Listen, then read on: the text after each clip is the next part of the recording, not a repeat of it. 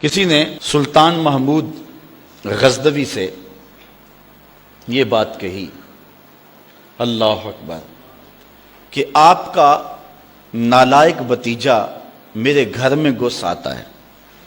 یہ بات کسی بڑھیا نے کہی حضرت سلطان غزنوی سے کہ آپ کا نالائق بھتیجا میرے گھر میں گھس آتا ہے اور میری بیٹی جوان ہے، بس اس کے آگے میں کچھ نہیں کہنا چاہتی۔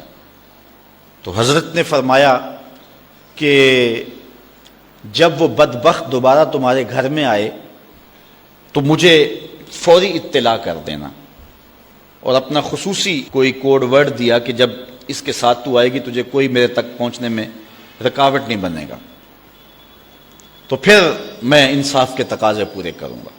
2-3 دن گزرے، بڑھیا آ گئی، رات کا موقع تھا، سلطان اٹھا، تلوار لی اور ساتھ چل پڑا۔ بڑھیا کے گھر میں داخل ہوا، داخل ہوتے اس نے کہا کہ چراغ گل کر دیا جائے۔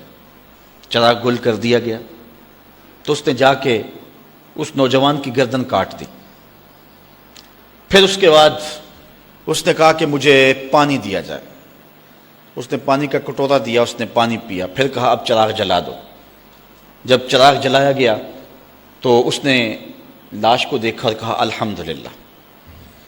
بڑھیا نے کہا کہ مجھے بتائیں کہ آپ نے یہ 3 کام بڑے عجیب کیے ہیں، جب آئے ہیں تو چراغ بند کروایا ہے، پھر پانی مانگا ہے، اور پھر الحمدللہ کہا ہے۔ تو بادشاہ نے ٹالا، کہا کہ اس راز کو راز رہنے دیا جائے، لیکن بڑھیا ضد کر گئی۔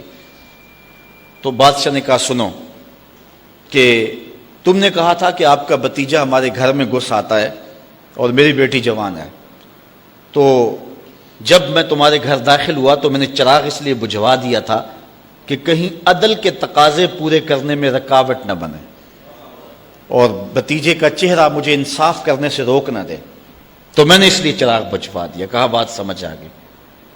تو کہا آپ نے جب چراغ بعد میں روشن کروایا تو الحمدللہ کیوں کہا؟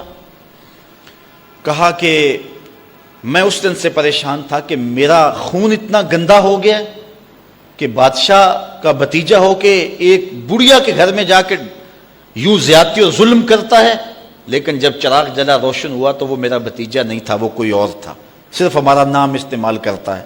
تو میں نے کہا الحمدللہ، یا اللہ تیرا شکر ہے کہ میری نسل اتنی گندی نہیں ہوئی ہے۔ تو کہا آپ نے پھر فوری پانی منگوایا اور پیا۔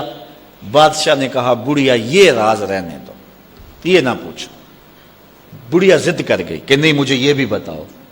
تو کہا بڑھیا پھر سن، جس دن سے تو نے بتایا تھا کہ آپ کا بھتیجا میرے گھر میں گھس آتا ہے، اس دن سے نہ میں نے پانی پیا تھا نہ کھانا کھایا تھا۔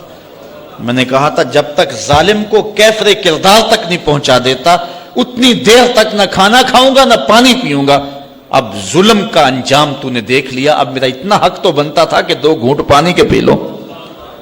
تو آج نام بھی تو انہی کا باقی ہے، آج ذکر بھی تو انہی کا باقی ہے۔